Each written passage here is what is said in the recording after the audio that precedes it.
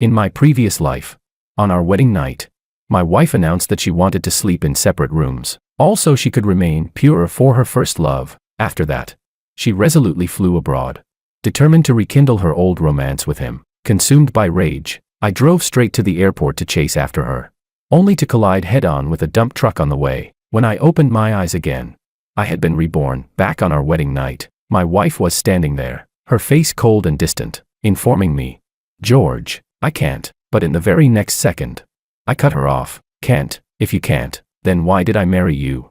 Let's get divorced. Don't waste my time." Chapter 1. The pain was like molten iron poured into my limbs, then violently torn away in an instant. My consciousness was yanked brutally out of the abyss of chaos and hurled back into reality. A sharp ringing screamed in my ears, nearly piercing my eardrums, while countless golden sparks exploded before my eyes and then rapidly went dark. My body felt unbearably heavy, as if filled with lead. Every shallow breath tugged at wounds that didn't exist, bringing with it a tearing, phantom agony. Yet there was no thick stench of blood or gasoline in my nose, only a faint trace of perfume, mingled with the scent of fabric. This smell was far too familiar, yet so distant it felt like something from a past life. I struggled to open my eyes. It took a moment for my vision to focus. Above me was a simple chandelier, its light soft and gentle. Beneath me was a bed covered with bright red wedding bedding, smooth and delicate to the touch. Everything in the room was so new it was almost blinding. The snow-white walls, the gleaming vanity, the lingering warmth of the day's wedding celebrations still hanging in the air, now smothered beneath a deliberate,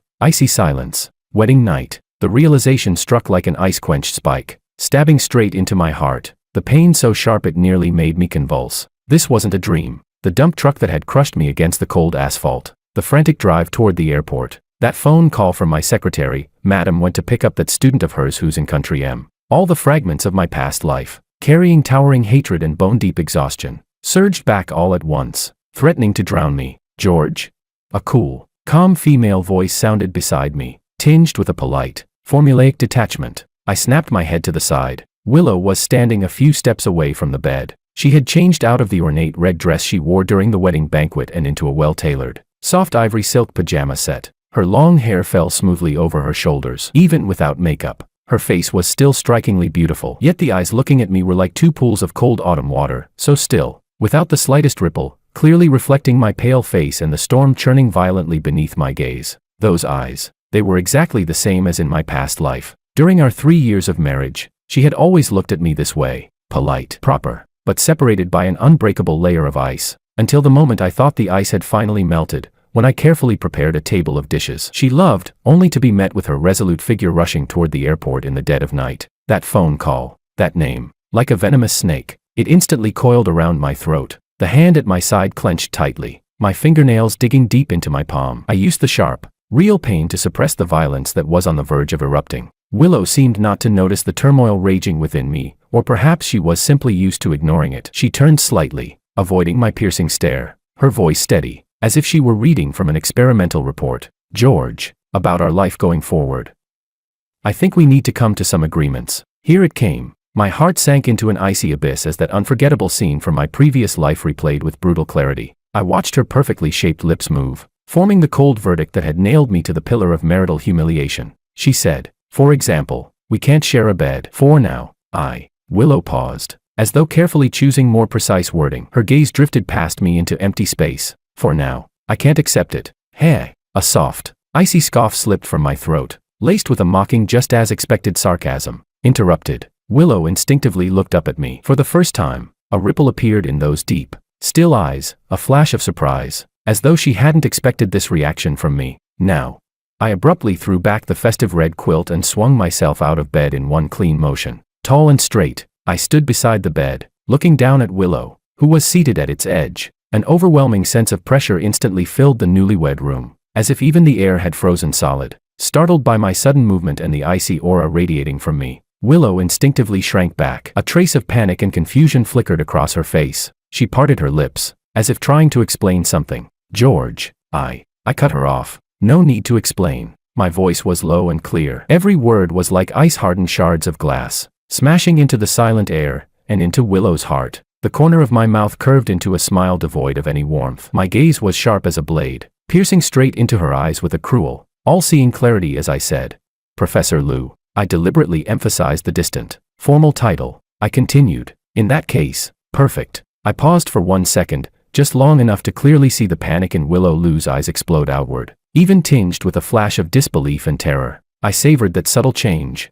then spoke slowly, each word landing with decisive force. We're getting divorced. You can go to Country M to find your student, now, immediately, this instant. The final words were almost a roar, carrying every ounce of humiliation and fury from my past life, of betrayal and being trampled underfoot. That name, that place, the last straw that crushed me in my previous life, now transformed into the sharpest weapon, hurled straight back at her. She shook her head violently. No, that's not it.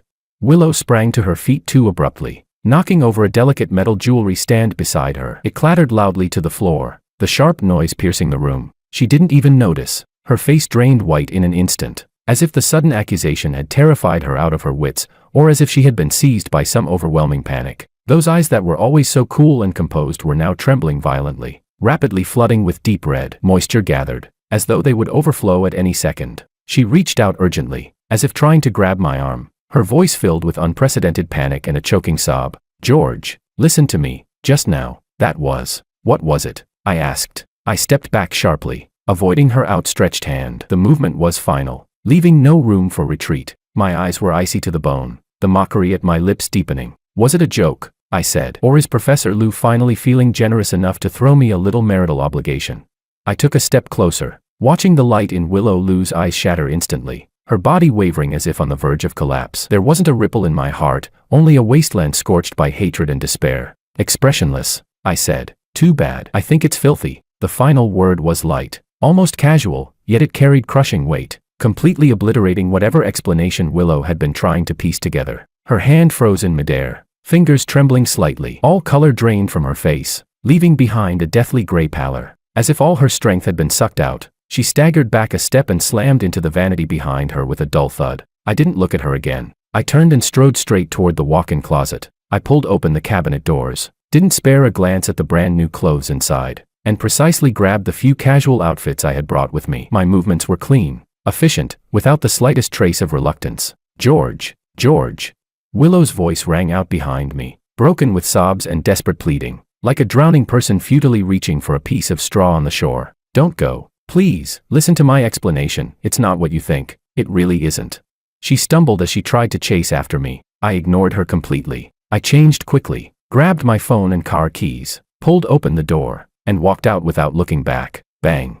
The heavy solid wood door slammed shut behind me with a thunderous crash, cutting off Willow's uncontrollable sobbing, and completely severing the last thread tying me to this absurd night. The sound-activated lights in the hallway flicked on from the noise, harsh white light spilling across the sharp lines of my profile and reflecting a bottomless, frozen abyss in my eyes. The world was finally quiet. Chapter 2. The heavy velvet curtains blocked out the faint morning light, sealing off not only the dawn but also any prying eyes from the outside world. Willow was curled up in the corner of the vast, icy wedding bed, like a dying bird. The room was deathly silent. Only her broken, intermittent sobs echoed weakly through the hollow luxury of the space, only to be quickly swallowed by the expensive soundproofing. Her eyes were swollen like overripe peaches, crisscrossed with alarming bloodshot veins. Her tears had long since dried up, leaving behind nothing but a burning, stabbing pain. Her mind felt like a tangled ball of yarn. The brutal scenes from her past life intertwined chaotically with George's icy, bone-chilling gaze from last night, and that sentence,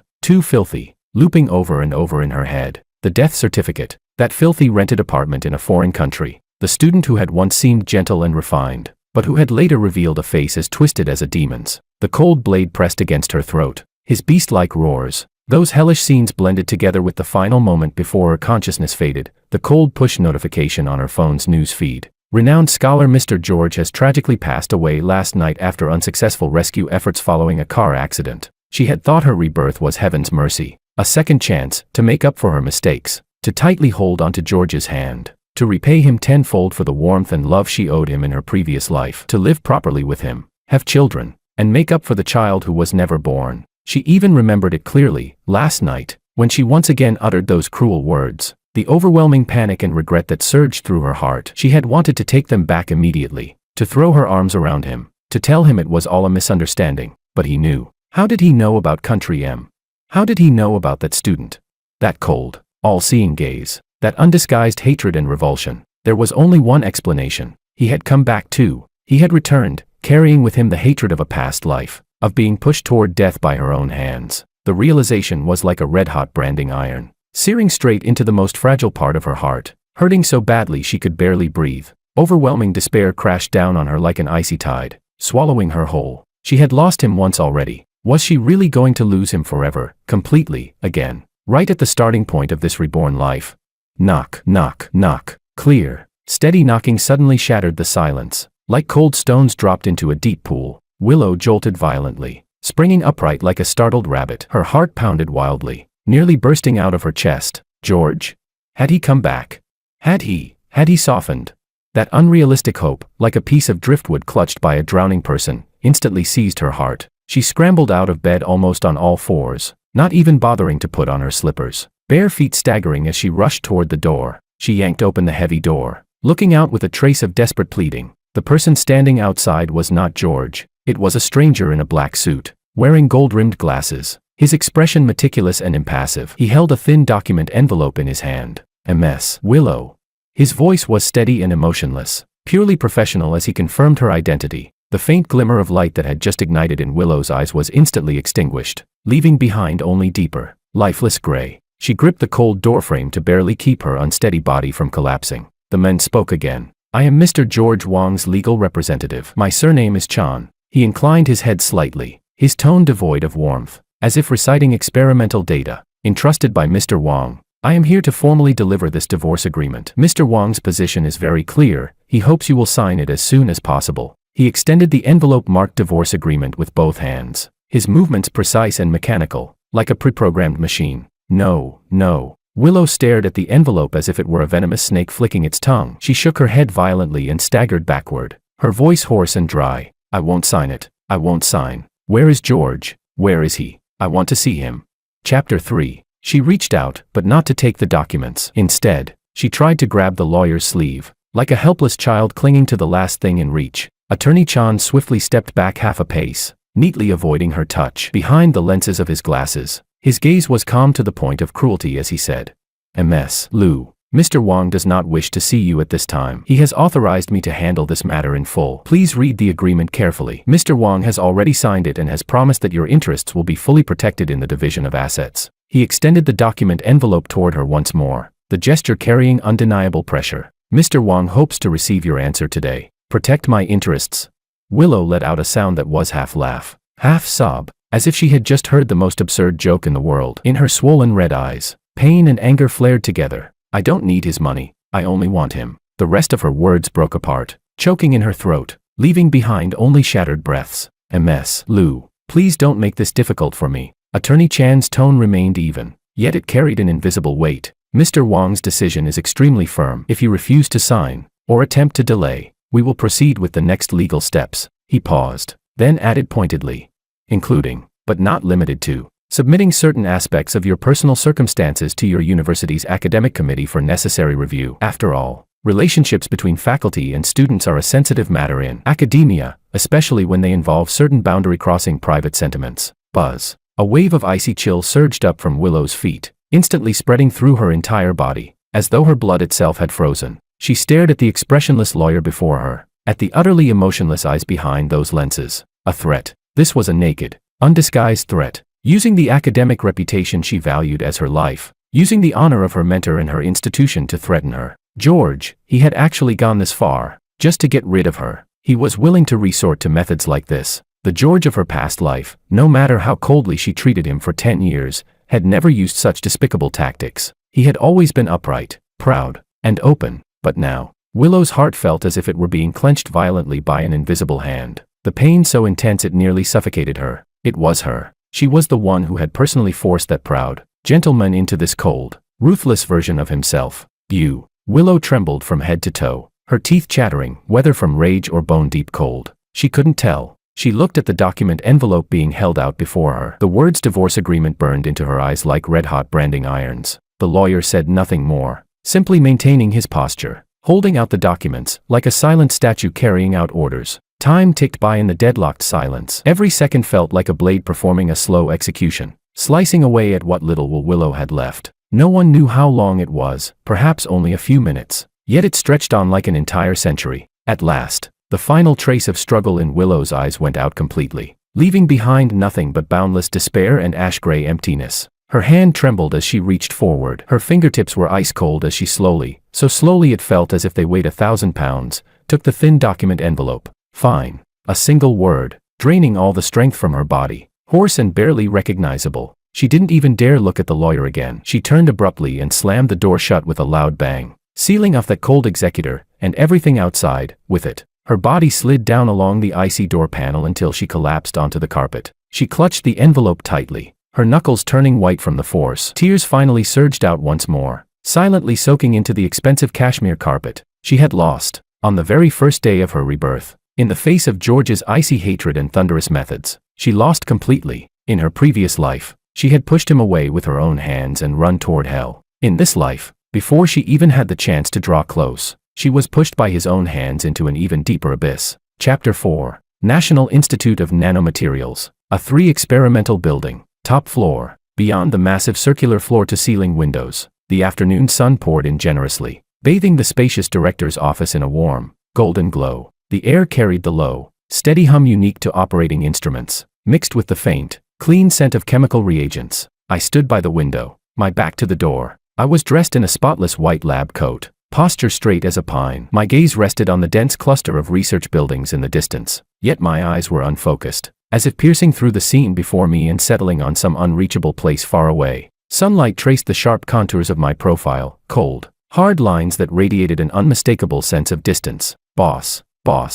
A male voice, tinged with teasing, shattered the quiet. My assistant, David, was leaning casually against my desk, which was piled high with papers, literature, and project reports. He held a half-eaten apple in his hand, his face glowing with barely concealed curiosity and gossip. Stop pretending to be all deep and mysterious. Come on, confess.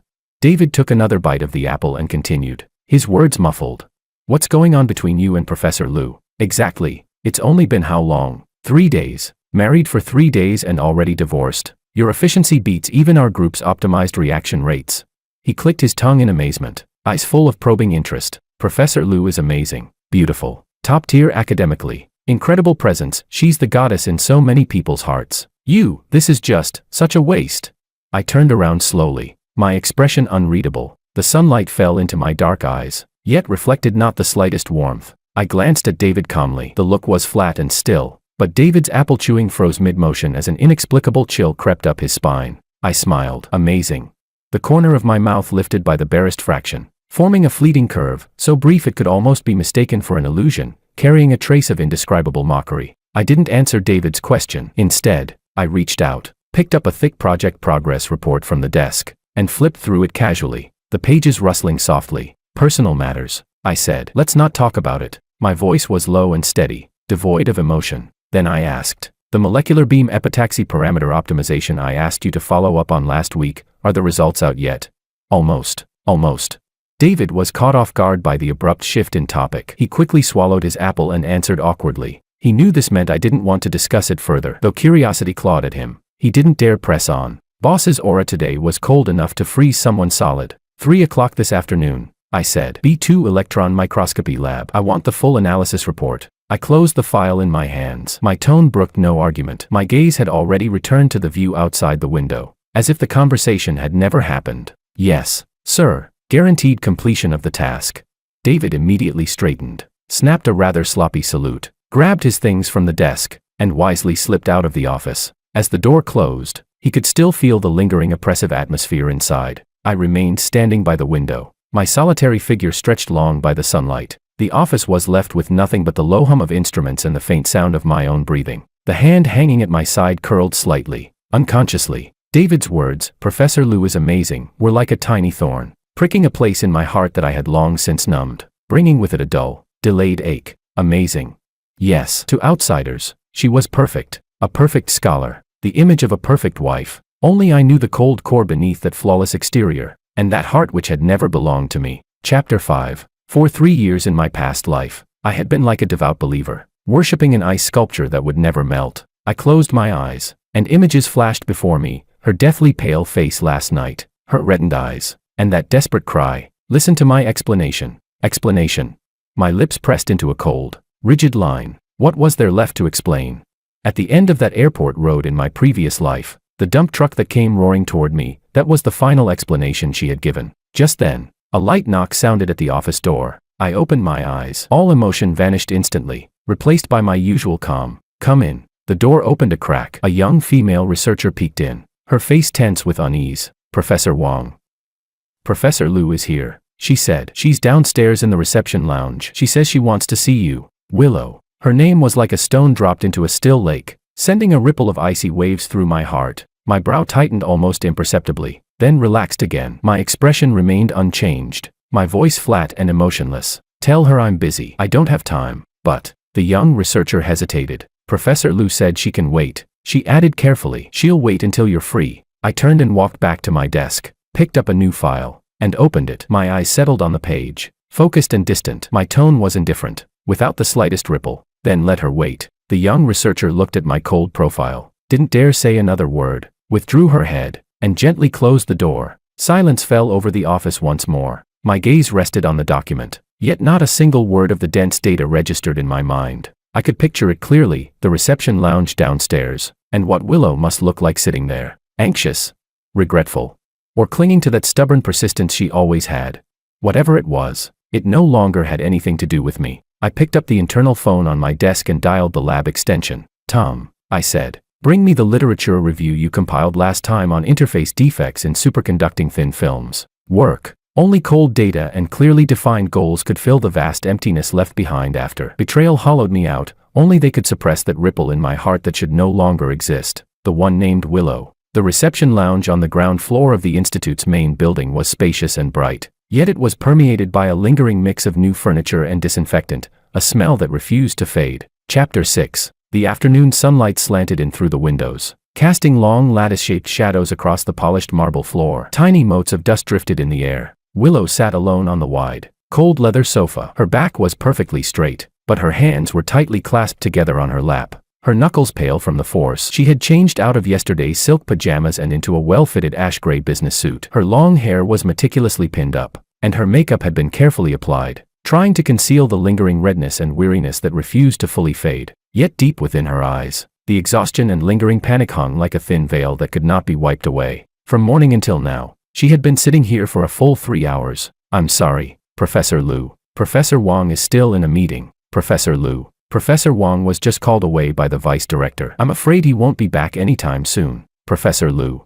Perhaps you could make another appointment another day."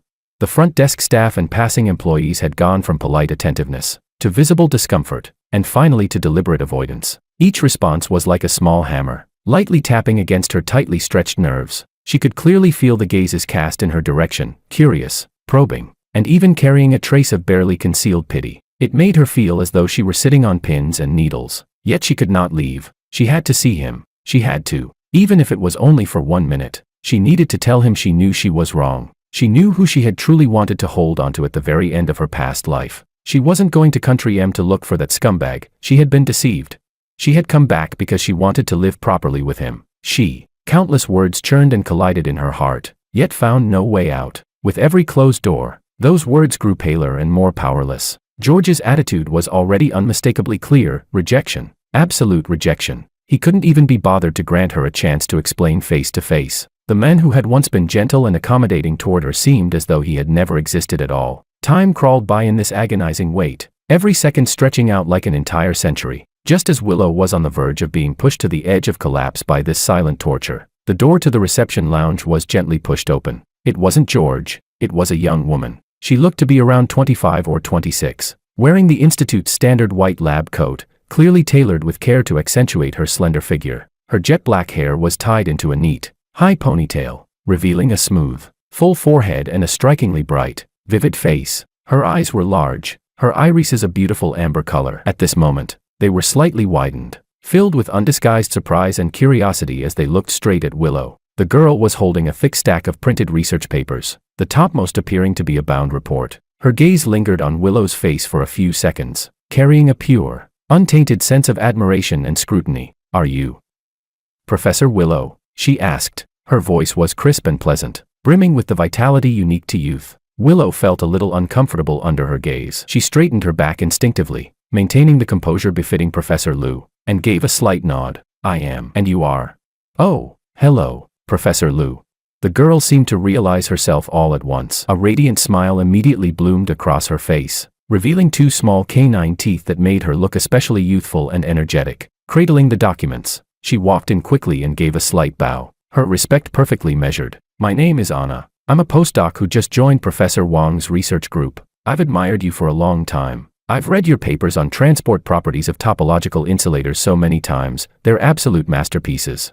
Her tone was filled with sincere admiration and enthusiasm. Dr. Anna. Hello. Willow Liu forced a polite smile and nodded. The name Anna flickered through her mind, carrying a faint sense of inexplicable familiarity, but her thoughts were in too much chaos for her to dwell on it. The admiration and warmth in the other woman's eyes felt, to Willow at this moment, more like an invisible form of mockery. Look, the once untouchable Professor Liu, who had stood on a pedestal, was now sitting here like an abandoned woman, humbly waiting for a man who refused to see her. Chapter 7. Anna asked, Professor Liu, are you waiting for Professor Wang?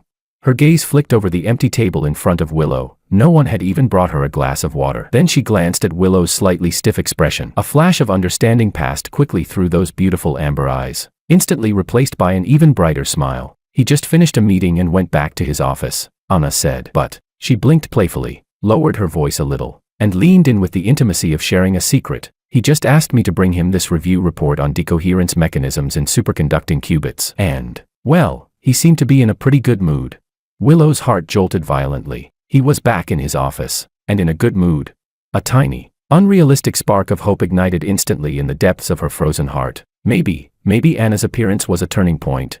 Maybe George would be willing, at least with a newcomer present, to give her a chance to speak. Even if it was just a few minutes. Really? She asked. Willow's voice tightened with nerves as she subconsciously stood up. Then could I trouble you two? She wanted to ask if Anna could help notify him, or even take her upstairs. Oh, Professor Liu, don't worry. Anna laughed, clearly seeing through her intention, and cut in at once, her smile dazzling. Just sit and wait for a bit. Professor Wang is up on A3. I'll take the report up right now, and while I'm at it, I'll check the situation for you. If he's really in a good mood, I'll put in a word for you.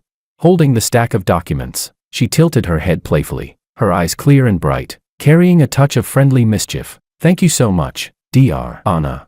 Willow felt as though she had grabbed onto a lifeline. She thanked her hurriedly, genuine gratitude shining in her eyes. This warm, lively young woman was, at this moment, nothing less than a beam of light cutting through the darkness. No problem. Just call me Anna. Anna laughed cheerfully, turned with the documents in her arms, and her ponytail traced a lively arc through the air. Wait for my update, Professor Liu. She left the reception lounge with light footsteps, the door closing softly behind her. Willow sat back down on the sofa, her hands clasped tightly together, her heart pounding from a mix of anticipation and nervousness. She looked in the direction Anna had disappeared, silently praying. Maybe, just maybe, this girl really could bring a turning point. Chapter 8. Time grew unbearably viscous in the waiting. Willow's gaze drifted involuntarily toward the massive floor-to-ceiling windows of the reception lounge. The sunlight was perfect. The institute's central garden was lush and green, a few figures hurrying past along the paths. Suddenly, her eyes froze. At the exit of the laboratory building diagonally across from her, a tall figure she knew down to her bones stepped outside. It was George. He was still wearing his white lab coat, his posture straight as a pine. He had turned his head slightly, as if listening to the person beside him speak. Sunlight fell across the sharp lines of his profile, outlining them with a faint golden rim. And walking right beside him was Anna, who had left only a short while ago. Anna tilted her head up slightly as she looked at George, her face lit with a brilliantly radiant smile. Her amber eyes sparkled, as if filled with shattered sunlight. She was speaking animatedly, her hands gesturing from time to time, youthful energy spilling out of her with every movement. George didn't seem to be wearing any particular expression, yet Willow caught it instantly, the way he inclined his ear to listen, and the line of his tightly pressed lips that appeared, just barely, more relaxed than usual. Their strides were perfectly in sync as they headed toward the institute's main gate. Anna's laughter seemed to drift faintly through the glass, crisp and bright. They were standing so close that the ends of Anna's hair looked as though they were about to brush against George's arm. The scene was painfully harmonious. A wave of icy chill surged up from Willow's feet, shooting straight to the crown of her head. The fragile spark of hope she had just reignited was completely extinguished by the sight before her, without even a wisp of smoke left behind. In its place, a foreign, sharp emotion erupted and spread wildly like poisonous vines. Jealousy. It stabbed into her heart like countless tiny poisoned needles, sour, aching, painful, so intense she could barely breathe. When George was with her, he was always distant, polite, separated by an invisible barrier. When had he ever looked this relaxed, this calm?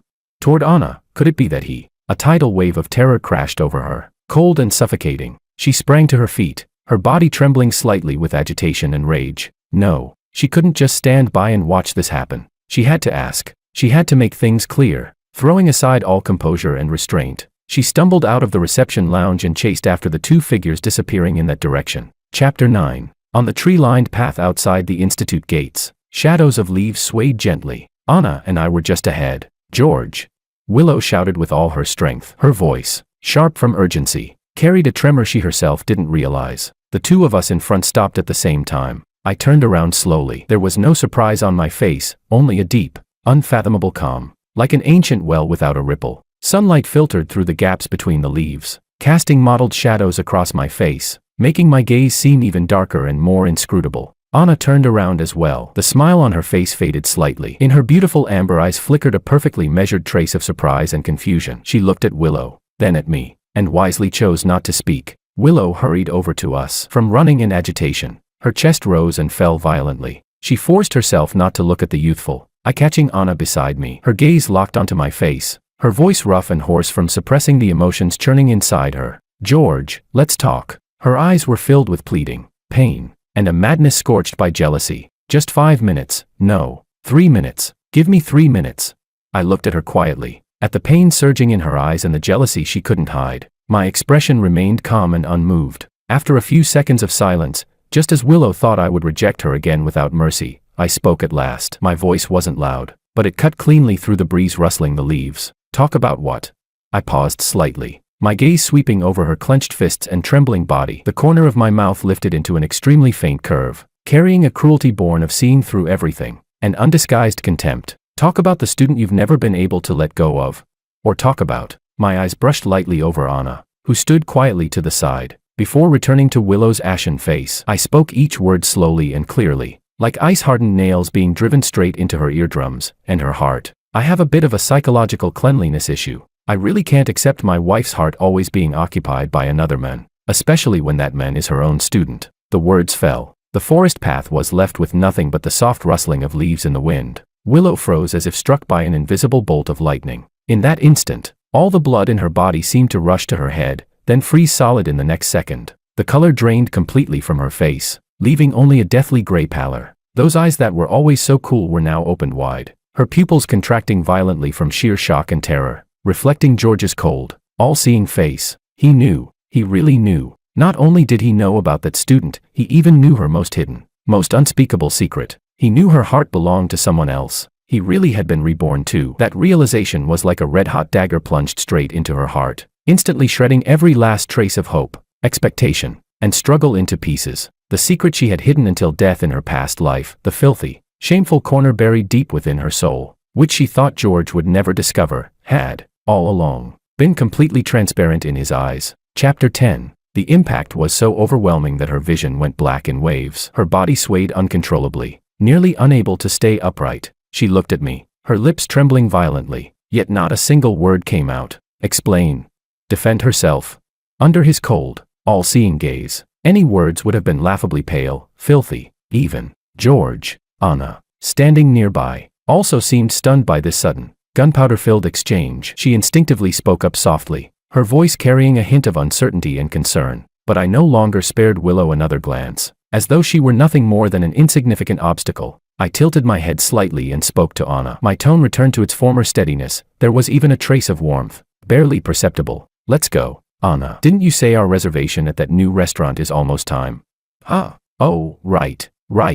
Anna snapped back to her senses at once, nodding quickly. The surprise on her face was swiftly replaced by a kind of flattered delight. I stepped forward and walked straight past Willow, who stood frozen like a statue, stirring a faint rush of air as I passed. Anna hurried after me. As she went by Willow, her steps paused ever so slightly. Those beautiful amber eyes flicked toward Willow in a quick glance. That look was extraordinarily complex. There was sympathy, curiosity, but more than anything else, a sense of finality, as if the dust had settled, and faintly, almost imperceptibly, the pity of a victor. The gaze touched Willow only briefly, like a feather brushing past, yet it carried crushing weight. leaving Willow with a profound sense of being stripped bare, exposed under the harsh light of day. The two figures walking away side by side formed a picture of perfect harmony under the afternoon sun. Like a carefully composed painting, Willow stood alone where she was, like a plant completely withered after being ravaged by a violent storm. Sunlight filtered through the gaps in the leaves, casting mottled shadows over her body. Yet it could not dispel the bone-deep cold and despair that enveloped her. George's final words, each and every one, were like ice cones tipped with poison, piercing her mind over and over again. Psychological cleanliness. A heart occupied by another man. Her student. He knew everything. He had returned, bearing all the hatred of his past life and the ruthlessness of this one. And she, at the very starting point of rebirth, in that icy room last night, had already been pushed off a cliff by his own hands, without the slightest chance of redemption. The key slid into the lock. The soft click as it turned echoed sharply in the deathly silent entryway. She pushed the door open, and what greeted her was a suffocating emptiness and cold. George's presence had long since vanished without a trace. All that remained were expensive furnishings and decor, exuding the lifeless scent of brand new things untouched by warmth. Sunlight streamed through the massive floor-to-ceiling windows, casting stark white patches across the floor, deepening the loneliness. She staggered into the center of the living room. Above her hung a massive crystal chandelier, refracting icy light that stabbed painfully into her eyes. The last shred of strength seemed to be completely drained from her body. She could no longer hold herself up and sank weakly to her knees on the cold, smooth marble floor. The dull pain of her knees hitting the ground was not even a fraction of the tearing agony in her chest. A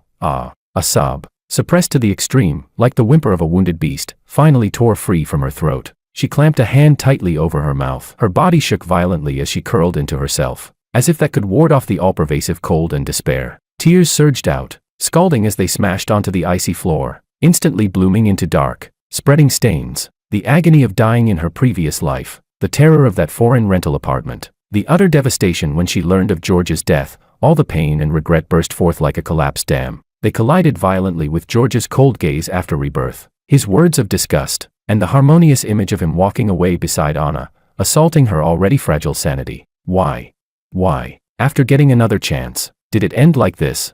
She only wanted to make amends, to hold on to the men she had wronged all the way to his death. She hadn't even had the chance to tell him that, in her final moment, the only person in her heart was him. Only George, the George who, on that cold, rainy night, had left a light on for her and cooked a whole table of dishes she loved. Overwhelming grievance and pain clawed at her insides like countless hands tearing her apart. She could no longer restrain herself. She broke down in loud sobs, her hoarse, despairing cries echoing through the vast, luxurious space, piercingly lonely and desolate. She pounded her fists against the cold, hard floor. Her knuckles quickly swelled and split, blood seeping out in tiny streaks, yet she felt no pain at all. The only sensation was in her chest, where it felt as though a large piece of her heart had been brutally carved away, leaving behind a hollow void filled with bone-chilling wind. Chapter 11. Meanwhile, on the other side of the city, in the small courtyard of an old Western-style house hidden beneath dense plane trees, the scene was entirely different. On a summer evening, the fading glow of the sunset coated the vine-covered red brick walls in a warm shade of gold. The courtyard was lush with flowers and greenery. Several tall pomegranate trees were heavy with unripe fruit, their branches weighed down. The air was filled with the sweet fragrance of gardenias, mingled with the inviting aroma of home-cooked dishes drifting out from the kitchen. Come on, George, don't be shy, try this. Professor Charles, his hair already gray yet his spirit vigorous, wore a broad, heartfelt smile that he couldn't suppress. He personally picked up a large piece of glossy, braised pork rib and, without giving me a chance to refuse, plopped it into my bowl with such enthusiasm that it nearly tipped over. Dad, slow down. Anna, sitting beside me, protested with a soft scold. She quickly reached out to steady my bowl, a helpless yet sweet smile on her face, her cheeks faintly flushed. She had changed out of her lab coat and was now wearing a light yellow floral dress. Her jet black ponytail had been loosened, cascading smoothly over her shoulders, lending her an added softness and brightness. I hurriedly thanked him. Thank you, Professor Sue. I looked at the small mountain of food in my bowl, then at Anna's concerned glance. The tension that had been coiled tight for days seemed to ease unconsciously in this warm, everyday atmosphere filled with human warmth. This familiar setting, Professor Sue's hearty laughter, and the faint, sun-like warmth emanating from Anna were like a gentle balm, temporarily dispersing the gloom Willow had cast over my heart. Anna's father waved his hand dismissively. Thank me for what? He poured himself another full glass of the top-grade Matai I had brought, his face glowing red. You kid, back in the lab. I already told you, doing research requires patience. And choosing a partner requires even sharper eyes, but you just dove straight in, and no one could pull you back out. He pointed at me, his tone carrying both teasing from experience and a barely concealed trace of concern. And now, you've hit the wall, finally know to turn back. Ah. Dad, say less. Anna nudged my arm lightly, a little embarrassed, softly trying to defuse the situation. I raised my glass toward Charles, my expression calm, even carrying a faint but genuine curve at the corner of my lips. You taught me well, Professor. Back then, I was foolish and made you worry. Ha, that's more like it. Charles downed his drink in one go, exhaled contentedly, then looked back and forth between Anna and me. The more he looked, the more satisfied he became, his smile nearly overflowing. Now though, hey, I think this is great, really great. After all the twists and turns, what's meant to be always finds its way back.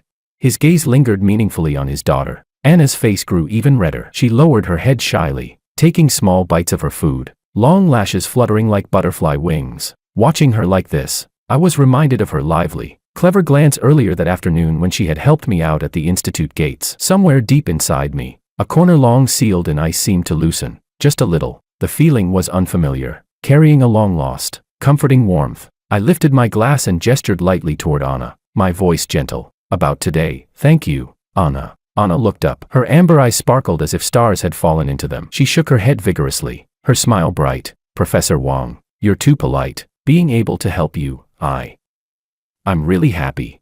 She lifted her glass of juice and lightly clinked it against mine. Seeing the easy warmth and unspoken understanding flowing naturally between us, Charles was delighted beyond measure. He added another helping to my bowl and said cheerfully, eat more. From now on, just treat this place like your own home. Don't stand on ceremony.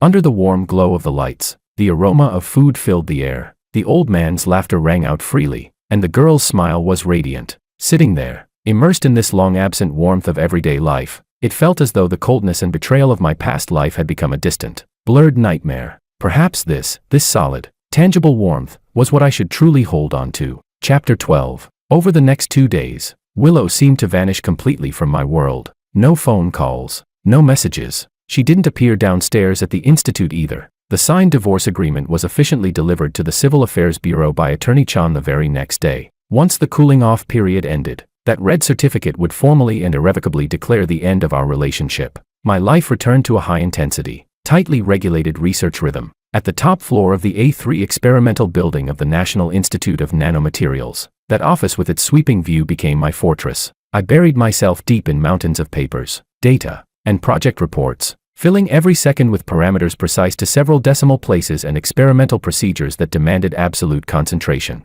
Only this way could I completely suppress those turbulent emotions that belonged to the past. However, the calm lasted only 2 days. On the morning of the third day, I was standing in front of a massive electron microscope, observing atomic-scale images of an ultra-thin material interface. On the screen, colored points representing different atoms formed intricate, orderly patterns, like a miniature star map of the universe. I was fully focused, trying to identify the critical defect that might affect device performance. Professor Wang. My assistant David's voice came from the doorway, carrying a trace of barely concealed tension. My eyes didn't leave the screen. I merely hummed in acknowledgement. He continued, Professor Liu.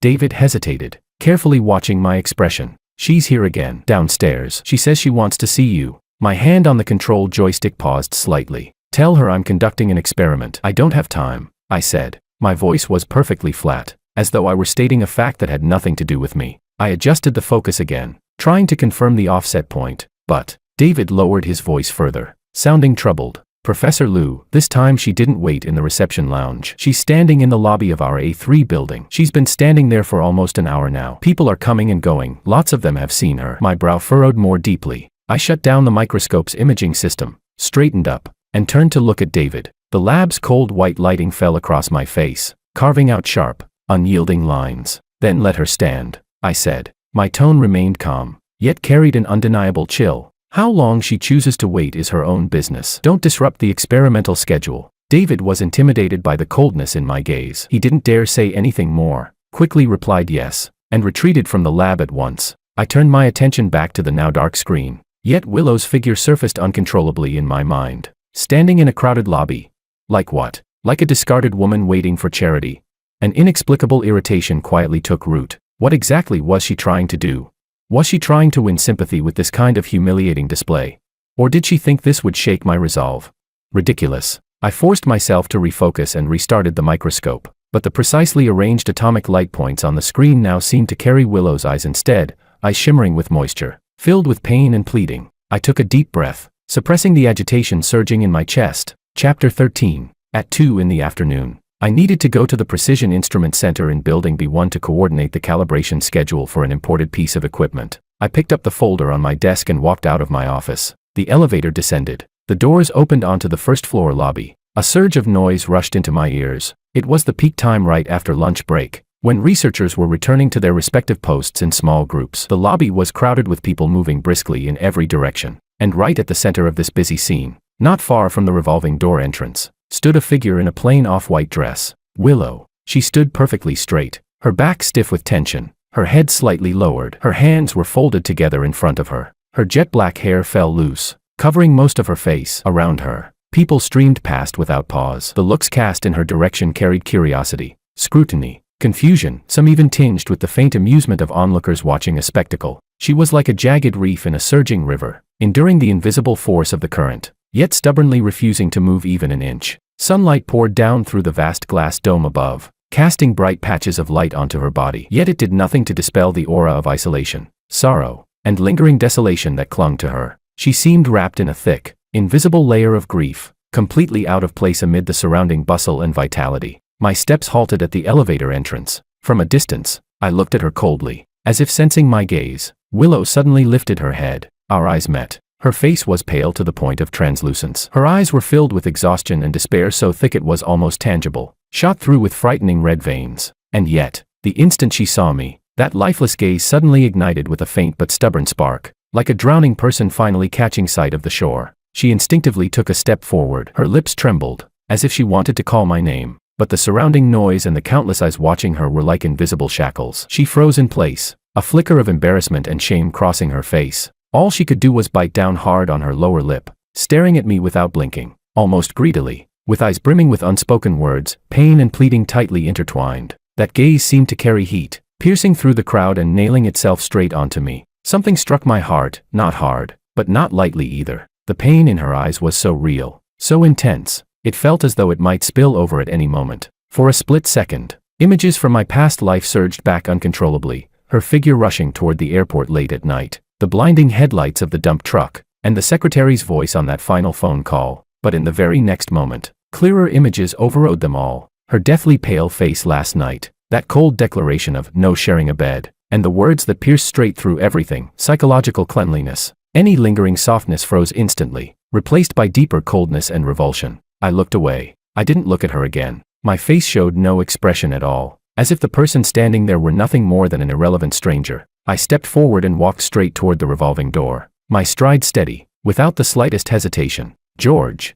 At last, Willow couldn't hold back. She called out, her voice trembling, soft, yet carrying a heart-rending fragility that cut straight through the surrounding noise. My steps did not slow in the slightest. I didn't even alter my pace. I pushed open the heavy revolving door and disappeared into the sunlight outside, never looking back. Willow watched helplessly as I left without hesitation. The revolving door turned slowly shut, cutting off the bright world beyond, and completely severing the sight of my indifferent back. The faint spark that had just ignited in her eyes flickered like a dying candle in the wind, then went out completely. Overwhelming despair crashed down on her like an icy tide. She could no longer hold herself up. Her body swayed under the gaze of countless complex, unreadable eyes around her. She staggered back a step and collapsed weakly against the cold, mirror-smooth marble wall. She closed her eyes. Burning tears finally broke through the last barrier and streamed down silently, sliding along her pale cheeks and splashing onto the polished floor. Low murmurs rippled through the crowd. Some people shook their heads and sighed. Others passed by without a glance. She was like a forgotten island,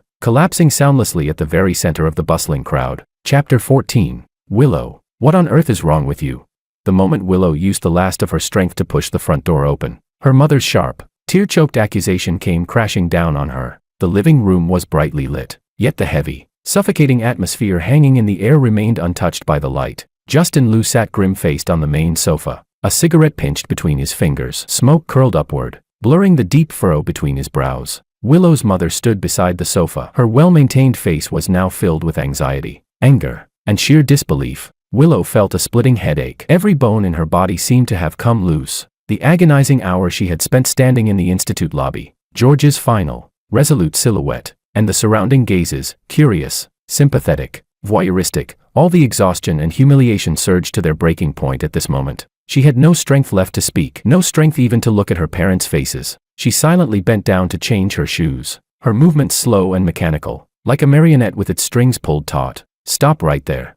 Her mother rushed over in a few quick steps and grabbed Willow's arm. The grip was shockingly strong, her nails almost digging into flesh. "Say something." "What, are you mute now? A perfectly good marriage. How many days was it?" 3 days. 3 days and you got divorced. Where are we supposed to put our faces? What will the Wang family think of us? Do you have any idea how ugly the rumors outside have become?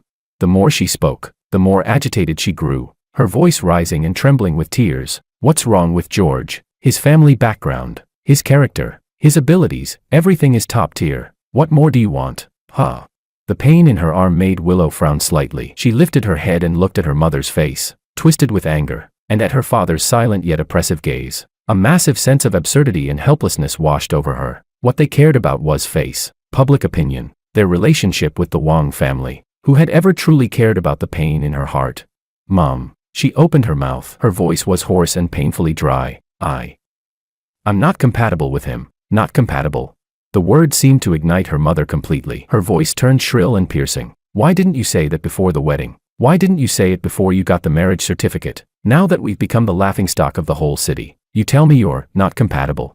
She shook Willow's arm hard, as if trying to shake her awake. Are you still thinking about that student with the last name Ito? That Makoto? The moment the name Makoto was spoken, Willow's body stiffened violently. It was as if a jolt of icy electricity had struck her in an instant. That name from her past life, the men who had clung to her like a malignant parasite, who had deceived her and dragged her into hell. Mom, what nonsense are you talking about? Willow's voice shot up sharply, filled with shock, fury, and terror, as if her most sensitive nerve had been touched. She flung her mother's hand away and staggered back a step, her face white as paper. She bit her lip hard. What does this have to do with him? Her mother frowned. Nonsense.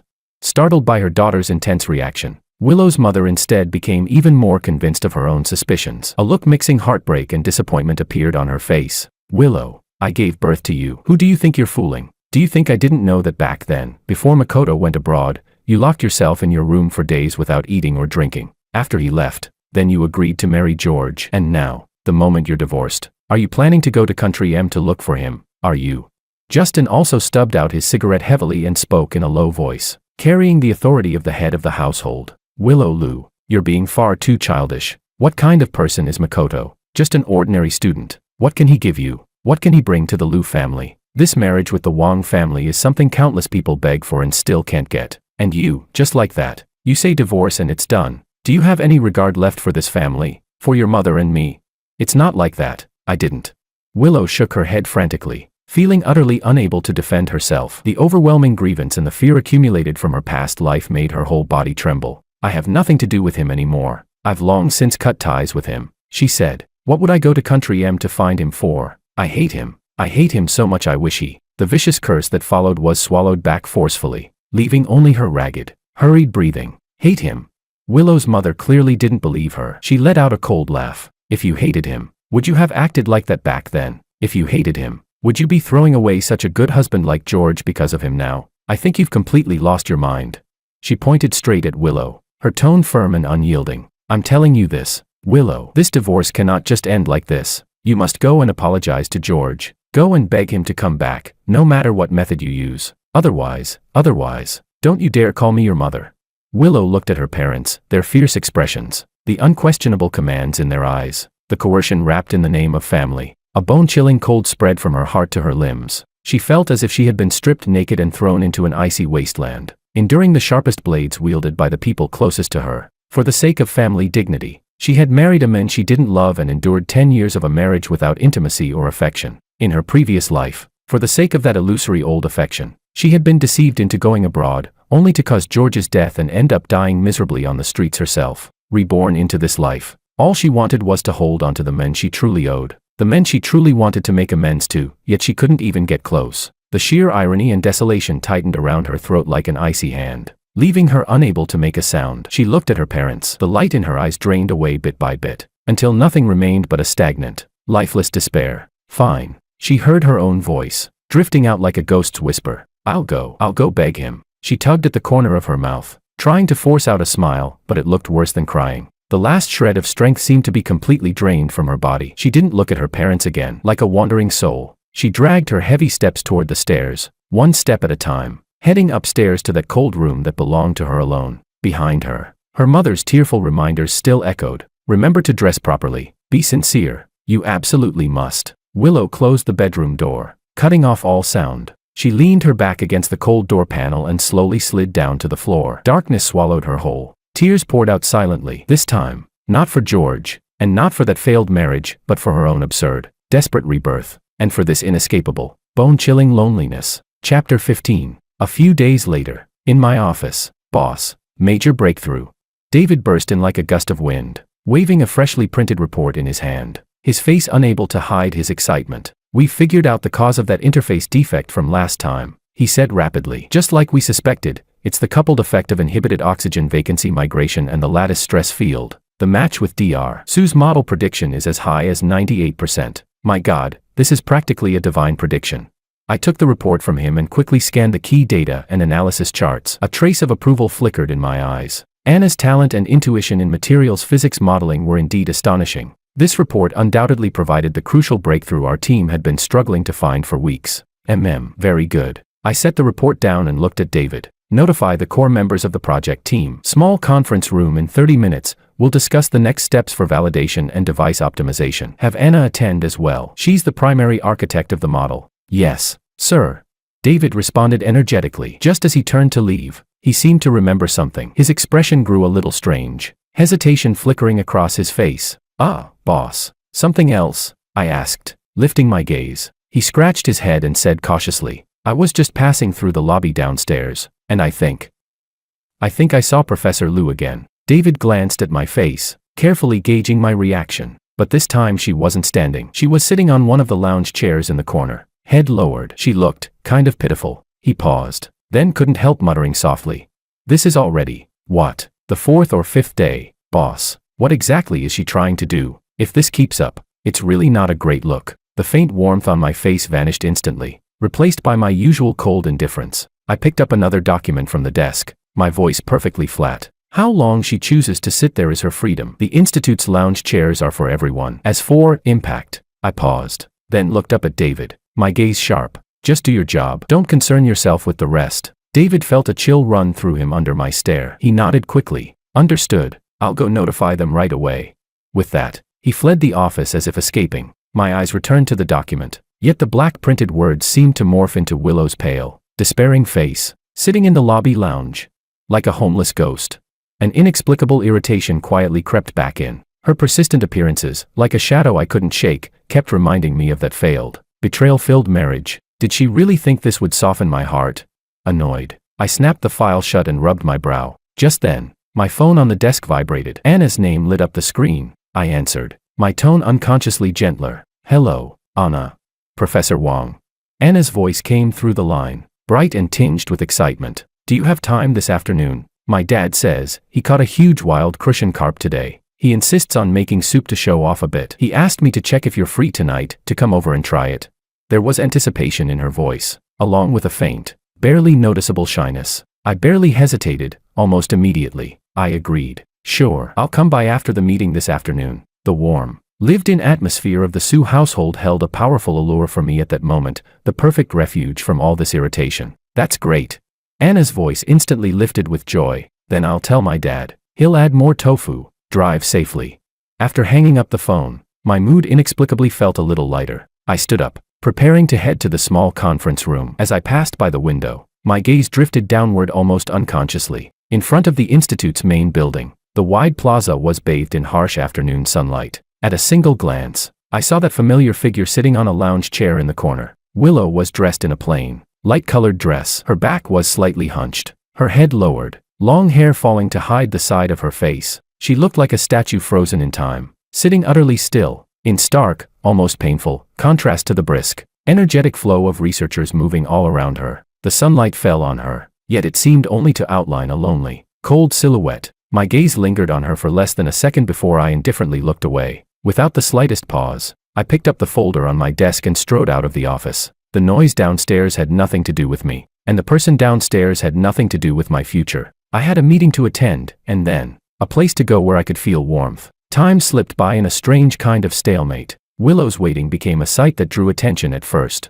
then slowly faded into numb familiarity within the institute. She no longer tried to approach me day after day. She simply appeared on that same corner lounge chair, like a plant forgotten in the shadows, gradually withering away. I, on the other hand, completely blocked out her existence, pouring all my energy into my work and into my steadily warming relationship with Anna. Anna's intelligence, her brightness, and her undisguised admiration were like a beam of sunlight, slowly melting the ice deep in my heart. And the Sioux household's dinners, so full of everyday warmth, became the most comforting harbor in my exhausting life. The day the divorce cooling-off period ended arrived quietly. I didn't show up. Attorney Chan handled everything on my behalf and delivered the 2 brand-new divorce certificates into Willow's hands. When that cold, rigid texture fell into her palms, Willow merely glanced at it numbly, then stuffed it into her bag. There was no expression on her face, as if it were nothing more than an irrelevant document. That afternoon, after receiving the divorce certificate, she did not go back to the institute. When I learned that the procedures had been completed, I was in the middle of discussing an experimental plan with Anna. I simply gave a calm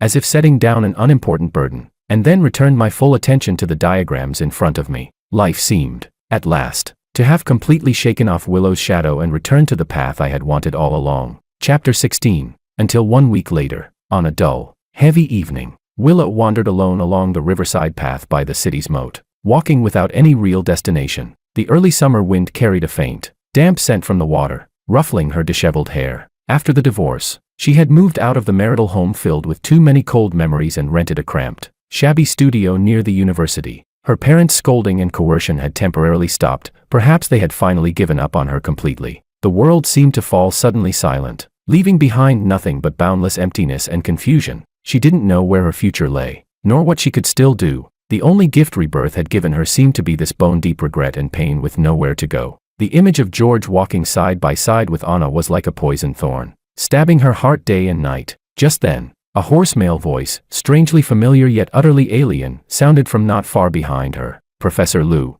Willow Liu's steps halted abruptly. In that instant, it felt as if all the blood in her body flowed backward. A freezing chill shot up from the soles of her feet and spread through her entire body. That voice carved into the deepest part of her soul, the voice of a living nightmare. She turned around, stiffly, painfully slowly. The fading sunset dyed the river's surface in shattered shades of gold and crimson. A few steps away stood a man. He wore a cheap suit that was obviously ill-fitting and even a little dirty. His hair was greasy and unkempt, his complexion an unhealthy sallow yellow. His eye sockets were sunken, cheekbones sharp, lips cracked and peeling. Only his eyes, the moment she turned around, they burst into a nearly greedy, pathological gleam, locking onto her as if she were prey. Even with his haggard face and hunched figure, Willow recognized him instantly. Makoto, the man who, in her previous life, had lured her abroad and pushed her into the depths of hell. The man she had once genuinely loved, and ultimately hated to the core. How was he here? How had he found her? Overwhelming terror crashed over Willow like an icy tide. She instinctively stumbled back a step, every hair on her body standing on end. Memories from the filthy rental apartment in Country M flooded back, the choking stench, the beast-like roars when his addiction flared, the cold blade pressed to her throat, the endless threats and demands for money. The images poured in like a breached dam, slamming violently into her nerves. She almost screamed, "Professor Liu, it really is you." Makoto grinned. His smile twisted and distorted. He strode forward, reaching out to grab Willow's arm. "This is great. I finally found you. I knew it. I knew you still had me in your heart. Don't touch me." Willow reacted as if struck by a venomous snake. She flung his hand away and shrieked. Her voice, warped by extreme fear, cut sharply through the quiet riverside. She staggered backward again and again, her face white as paper, her body shaking uncontrollably. "Get away from me. Stay away from me." Makoto was momentarily stunned by her violent reaction. Then the smile drained from his face, replaced by an expression mixing hurt and something dark and sinister. "Professor Liu, what's wrong with you?" he said. "It's me, Makoto. Didn't you used to like me the most?" He took another step closer, his eyes turning obsessive and unhinged. "I'm back. I came back to find you. Let's get married, just like you promised back then. We'll go abroad, get married, and live a good life." "You're insane." Chapter 17. Looking at the gaunt, wild-eyed man in front of her, Willow felt a chill shoot straight from her heart to the top of her head. This familiar obsession and madness. It was exactly the same as in her previous life. "I don't even know you," she shouted. "Get away from me, or I'm calling the police." Her hands shook as she fumbled for the phone in her pocket. The police. Makoto seemed to hear something utterly ridiculous. He suddenly burst into hysterical laughter, his voice hoarse and grating. The laughter cut off abruptly. His expression turned viciously cold as he stared at Willow. From the inner pocket of his filthy suit jacket, he slowly pulled out an old, palm-sized black voice recorder. "Professor Liu," he said, "don't you remember this?" He pressed the play button, a cruel, triumphant smile spreading across his face. After a brief crackle of static, a young woman's voice came clearly from the recorder, unmistakably Willow's, trembling, slurred with alcohol, breaking apart between sobs. "Makoto, don't go. Okay, I like you, really. I can get divorced, we can get married, go abroad, anywhere is fine, as long as I'm with you." It was her voice. From back then, on the night Makoto had graduated from his master's program and was about to go abroad. After a group dinner, she had gotten drunk, cornered him in the lab, and in an emotional collapse said those words, the words that had planted every seed of disaster. Willow felt as if she had been struck by lightning. She froze completely, rooted to the spot. It was as if all the blood in her body had solidified. She stared in disbelief at the small black recorder in Makoto's hand, listening to her own pathetic, foolish confession echo out of it. An overwhelming wave of shame and terror clamped around her throat like two massive hands. He had recorded it. He had kept it all this time. This demon. "Did you hear that, Professor Liu?" Makoto switched off the recorder. His face was twisted with a feral, victorious grin, his gaze sharp and poisonous like a barbed hook. "You said it yourself. You wanted to marry me. You wanted to go abroad with me. Now I'm back. I've come to collect on your promise." He stepped closer, his greedy eyes raking over Willow's bloodless face, pale with terror. "Sign it and come with me." With his other hand, he pulled out a crumpled, obviously hastily printed document. At the top, in bold letters, were the words, "Marriage agreement." No way. Willow shook her head violently. Her voice shattered under the weight of terror. "That was drunk talk. It doesn't count. I'd rather die than go with you. Don't even think about it." She turned to run. "You don't get to choose."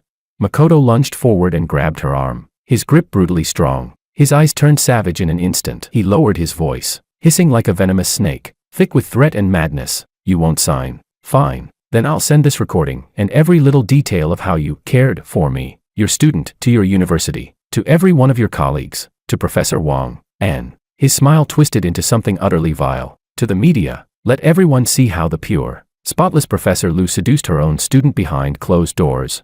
"No, don't."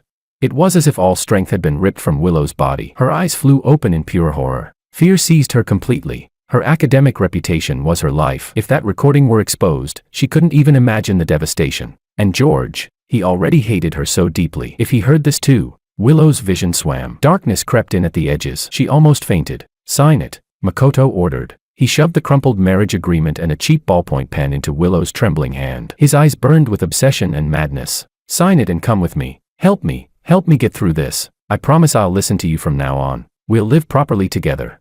His tone softened, coaxing and false, but the greed and desperation in his eyes were impossible to hide. Willow's hand shook so violently she could barely hold the pen. She looked at the men in front of her, like a living demon. She looked at the document in her hand, like a contract selling her soul. And then she thought of the research institute lobby, George's cold, retreating back, and the harmonious sight of him walking beside Anna. Overwhelming despair crashed over her like an icy tide, swallowing her whole. Chapter 18. The river wind wailed softly as it swept past, carrying the faint warmth of early summer, yet it could not dispel the bone-deep chill clinging to Willow. She clutched the cheap ballpoint pen, her fingertips icy, trembling like leaves in the wind. Before her was Makoto's sallow, twisted face, filled with greed and madness. In her ears hissed his venomous threats. Behind her lay the cold, silent river, as if quietly beckoning. Sign. Bind herself once again to this train bound for hell, repeating the tragedy of her past life. Not sign. Lose everything, her reputation in ruins. Nailed forever to the pillar of shame, losing even the last shred of the right to exist humbly in George's presence. Either path led straight into an abyss. Rebirth had not brought her any chance at life. Instead, it had forced her to taste this despair more clearly, more soberly. Her gaze fell on the small black recorder in Makoto's hand. That was it. The thing that had recorded her most foolish, most shameful drunken words, now a blade hanging over her head. And also the most irrefutable proof, in George's eyes, that her heart had always housed another man. Yes, George had been right. Psychological cleanliness. Her heart had indeed once belonged to someone else, even if it was long past. Even if that feeling had already turned to ashes amid betrayal and harm, the stain remained, like a blot on white paper, impossible to erase completely. That stain existed not only in George's eyes, but in Makoto's threats, and in a past she herself could no longer face. Sign it. Makoto growled impatiently and shoved her hard. Willow stumbled back, her spine slamming into the cold metal railing along the riverbank. Pain tore a muffled groan from her throat. Just then, a crisp ringtone rang out abruptly, shattering the suffocating stalemate. It was the phone in Willow's bag. Makoto's eyes sharpened instantly as he stared at her bag. Who is it? Willow was jolted awake by the sound. As if grasping at her final, illusory strand of hope, she fumbled frantically with the zipper and pulled out her phone. An unsaved local number flashed on the screen. Her hands shaking, almost by instinct, she pressed the answer button and raised the phone to her ear. Her voice was hoarse and broken. Hello. On the other end came a young woman's voice, bright, lively, even tinged with excitement, clear as birdsong in the forest, utterly out of place amid the bleak despair by the river. Hello. Is this Professor Willow Liu? Hi, I'm Anna, George's fiancée.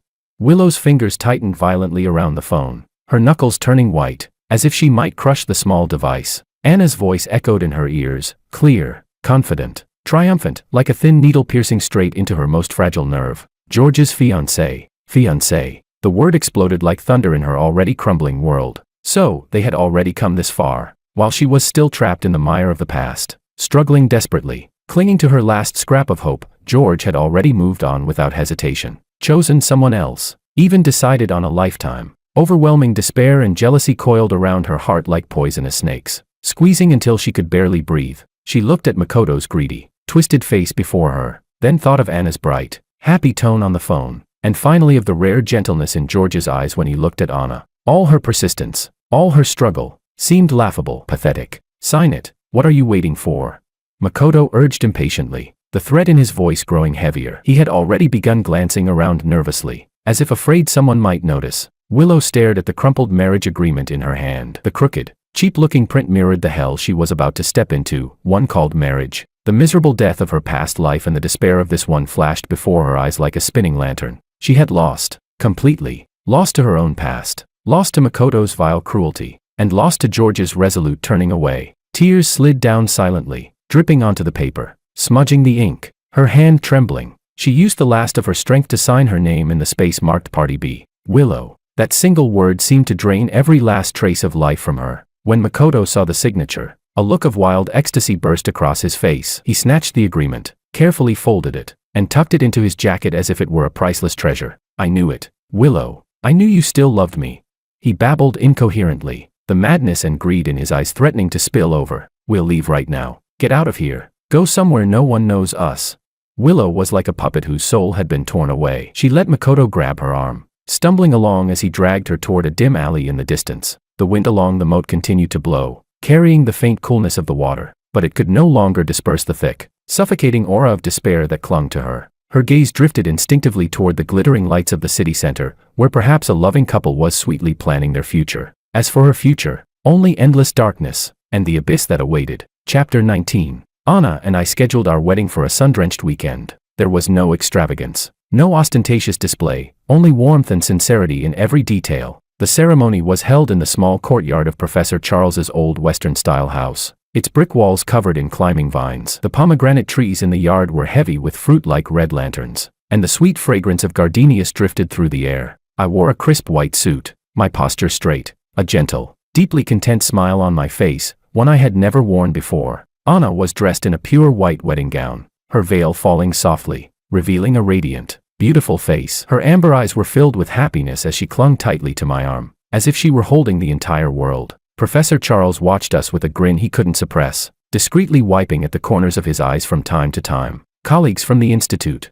along with friends and family from both my side and the Sue family, gathered together, offering heartfelt blessings. David, serving as bestman, bustled about tirelessly. Seeing the genuine smile on my face, he felt truly happy for me. And then, at the edge of the crowd, in an inconspicuous corner, stood a thin, solitary figure. It was Willow. She wore a set of old clothes, faded from countless washes. Her hair was loosely tied back, her face marked by unmistakable exhaustion, deep dark circles under her eyes. She didn't know how she had mustered the courage to come. Perhaps she wanted a final farewell. Perhaps she simply wanted one last look at the men she had once possessed, only to push away with her own hands, to see what his happiness looked like now. Her gaze was fixed tightly on Anna and me. She watched as I carefully lifted Anna's veil, as I leaned down to whisper softly in her ear, as we exchanged rings, our eyes meeting with quiet understanding. Each scene was like a blunt blade, sawing again and again at her heart. She remembered our own wedding day, the same red decorations, the same circle of relatives and friends, and in my eyes back then,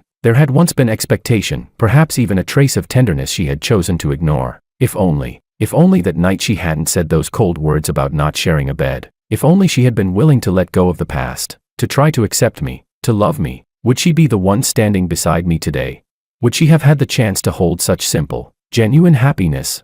But there were no if-onlys. Her life had long since diverged onto a completely different path, shaped by one wrong choice after another. Makoto's debts were a bottomless pit, dragging her ever deeper into the abyss. Debt collectors haunted her like shadows, harassing her day and night. She lived like a stray dog, constantly hiding, never knowing peace. And Makoto, the source of it all, had long since revealed his selfish, despicable nature. Not only did he feel no guilt, he intensified his exploitation of her, dumping all the pressure onto her shoulders. Whatever faint affection she had once imagined, if it had ever existed at all, had been utterly crushed by reality, leaving behind nothing but boundless regret and revulsion. "George, I love you." On the stage, Anna's voice rang out, shy, yet unwavering. I lowered my head and looked at her deeply, my eyes so gentle they might melt, and replied in a clear, solemn voice, "Anna, I love you." Simple words, yet carrying immense weight. Warm applause and blessings erupted around us. I leaned down and softly kissed Anna's lips. The sunlight was perfect. The breeze was gentle. Everything was as beautiful as a fairy tale. Willow stood in the shadows of the crowd, watching us. Her lips trembled, as if she wanted to say something. "I'm sorry. I regret it. I once had a chance too." In the end, she swallowed every word back down, leaving only a sharp, searing pain in her throat. Anything she could say now would be meaningless. She lowered her head slightly, avoiding the blinding glow of happiness, turned around, and quietly slipped out of the crowd, like a ghost that had never truly appeared, disappearing around the corner of the street. Her figure was thin and lonely, quickly swallowed up by the noisy tide of people. Chapter 20. Several years later, Anna and I lived in a home that was warm and full of everyday life. In the living room, our daughter, still babbling in baby talk, sat on the padded floor, playing with building blocks. Anna sat beside her gently, smiling as she occasionally steadied a tower that was about to collapse. I came back from outside, a bag of freshly bought fruit in my hand. Anna looked up and smiled softly. "You're back." I walked over and pressed a light kiss to her forehead. "Was our daughter well behaved today?" Anna laughed. "Very well behaved, just missed you a bit." Hearing my voice, our daughter babbled excitedly and stretched out her little arms, asking to be picked up. Smiling, I lifted her into my arms and kissed her soft, chubby cheek, making the little one giggle. The scene of our family together was warm and peaceful. That evening, our neighbor Auntie Lynn stopped by with some vegetables she had grown herself. While chatting casually, she mentioned something offhandedly. "Oh right, George. Anna, do you remember that woman surnamed Lou who used to live nearby? I think she was a university professor."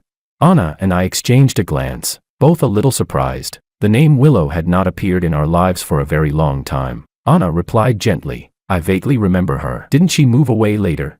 "That's right, she did." Auntie Lynn sighed, a trace of emotion in her voice. "I heard from a distant relative that she later went abroad with that man, but they ended up buried in debt. Supposedly creditors were chasing them constantly. She had to work non-stop to pay it back, exhausted to death, yet the debt just kept snowballing." Auntie Lynn shook her head, her face filled with pity. "In the end, I heard she really couldn't take it anymore and had a huge fight with that man. Somehow, the two of them actually died together. Ah, what a tragedy." The hand holding my daughter paused slightly. A flicker of complicated emotion passed through my eyes, but it quickly settled back into calm. Anna gently squeezed my hand, giving me a reassuring look. "Life is unpredictable," I said lightly, asking nothing more. After a bit more small talk, Auntie Lynn left. The house returned to its quiet warmth, filled only with our daughter's occasional babbling and the birdsong drifting in from outside the window. I looked down at the innocent smile on my daughter's face, then at Anna beside me, her expression gentle and serene. My heart felt clear and at peace. The past felt like a faded old photograph, its details long blurred. Those pains and resentments had already been completely soothed by the happiness and warmth before me. I was deeply grateful that, after being given a second life, I had made the right choice, that I had held on to the happiness that truly belonged to me. As for Willow's story, it ultimately became nothing more than a sigh in someone else's casual conversation. drifting away with the wind.